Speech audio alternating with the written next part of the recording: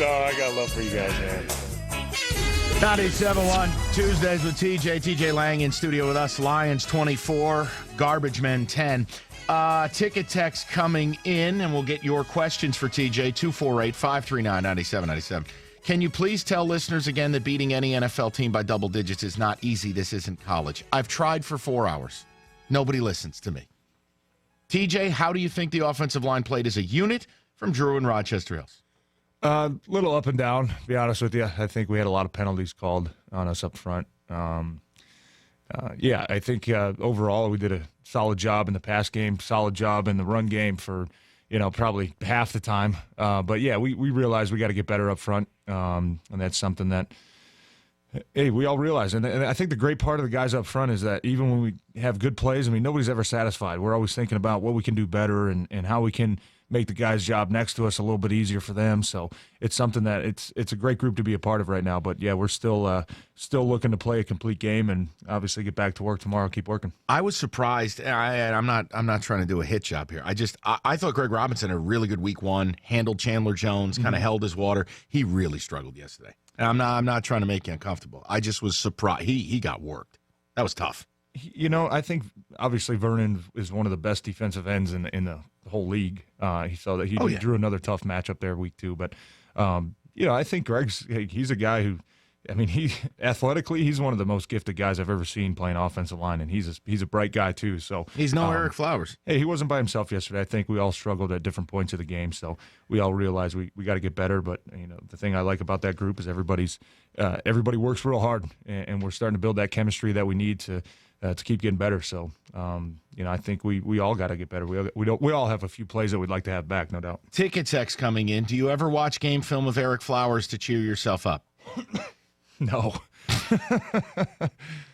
I don't watch left tackles, to be honest with you, man. I watch the interior guys. I know you're not a big Eric fan, but like I said, it's hard to play in this league. I don't think any bums are out there playing. Is Eric Flowers the worst football player ever? That's from Mike sitting across from you. You can answer that question better than I can. Yes. I want to ask TJ if in the fourth quarter, when he knew the game was over, did he think to himself and smile, damn, Mike's watching this in the crowd right now. Ha, ha, ha. Oh, of course. That's all we talked about pregame. To shove it up your ass, Mike. That you really gave us a lot of motivation there in the locker room. Got our hands on a lot of balls. Oh, God help me. TJ, how do you guys deal with baloney holding calls? Is there a complaint you can file with the league? No, I think before, in my time playing in the league, the league kind of sends out a memo and say, hey, we got this call wrong, or hey, we missed that call, but it doesn't matter. What's done is done. So, for me, I think I thought definitely it was a bogus call, and just got to move past it.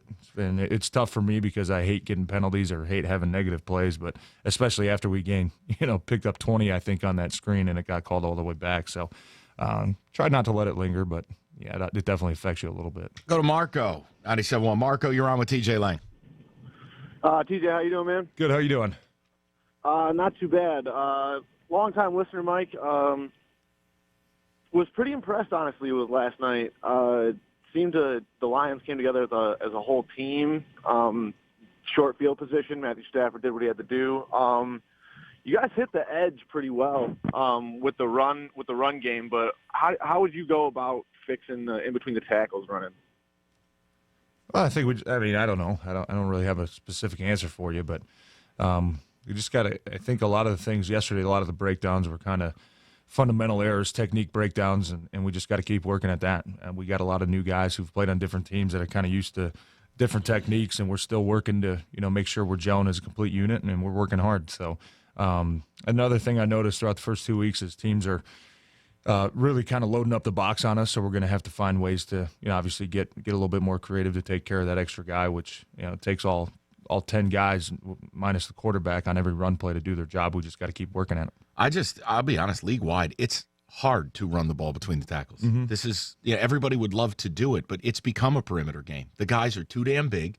There's too many bodies in there. I don't know how you run it with any consistent success. It's hard to do. That's tough. I think especially last night, I think you're looking at Damon Harrison, who's one of the best nose tackles in the game.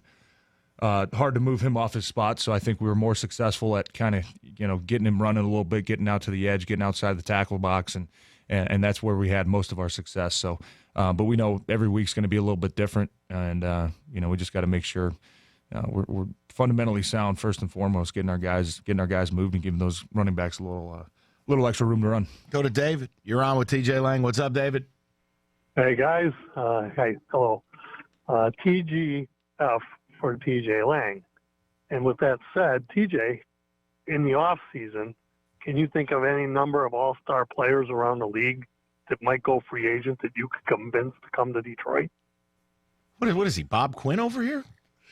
I'm throwing the voice. I don't think I have that kind of pull, my man. No disrespect. He's a guard. He's not Tom Brady. I mean, yeah, you want to give a list? Let's see. I mean, what? Come on. I have no idea. That was a weird question. That wasn't great. All right, we'll move on. Mike, let me jump in with another question before then. Go ahead. I do have a question I just thought of. So, obviously, I was looking online last night, and Odell – now, that's not a siren. That's no name-dropping or anything. That's just a fact. I saw online that Odell Beckham and Darius Slay swapped jerseys last night. This is something we see after every game. I just want to know your thoughts. Like, do you swap jerseys with people? Have you ever done that? Because it seems like this is such a newer trend that happens all the time now. No, I've never done it personally. I know a lot of guys do it, and I think it's just kind of a sign of respect for the guys that you're going against. But no, I've never done it.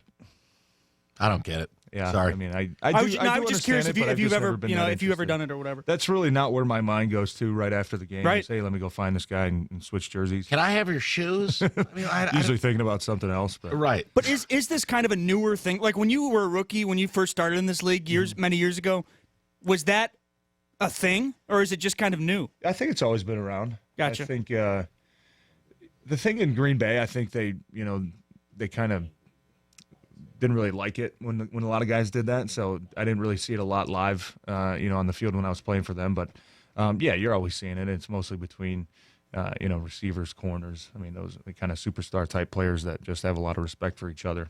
I don't have a problem with it. That's good to know. Seriously. Come on, that was a good question. This has become such a huge thing nowadays. I'll be honest, about a 4.2 out of 10. That wasn't great. It was better than the last question the caller had. Oh. I'll give you that. It was better. Fair. At least I'm not asking about Aaron Rodgers like every ticket text. Yeah, and no more about Pro Football Focus either. Oof. No more headlines. Bag. Unbelievable. Really? Angry Lion fan is back? What do you and Ben McAdoo have in common? Tell me, please. You're both stealing money. Ah! Jesus. Angry. Okay. Angry Lion fan has been after me today. It's been tough. Well, you deserve it. Okay. Look, my season's over. Will you cut me a break? You dug your grave, man. I know. Listen. You knew the reasons I thought we were going to win that game. You knew, and they made sense. You know what the league is about. I'm mortified at how my team played. I mean, my God, the one good moment we had, the kid goes in the end zone, he grabs his crotch and gave a 15-yard penalty, and then we kicked the ball out of bounds. That was a weird sequence. I've never seen that before. You can't make that up. Yeah. Well, hey, we'll take it. Yeah, I am aware. I apologize for it. I didn't ask you to. Are we good, or do I have to listen to more of Angry Lion fans' vitriol? I told you the Giants suck. Would you listen? Never. I'm Mike Valenti. Ooh. Okay. Go back to New York, you stain. Okay, thank you very much. Just tremendous. All right, more of your questions for TJ Lang. We also have some fun audio to play. We'll see how accurate it is. Homecoming for Lang, the former Packer, but he's from the Detroit area, from Royal Oak, Michigan, Brother Rice High School. Love the Royal Oak mention on Monday Night Football. That was great. Okay. You're from Royal Oak. I'm from Ferndale.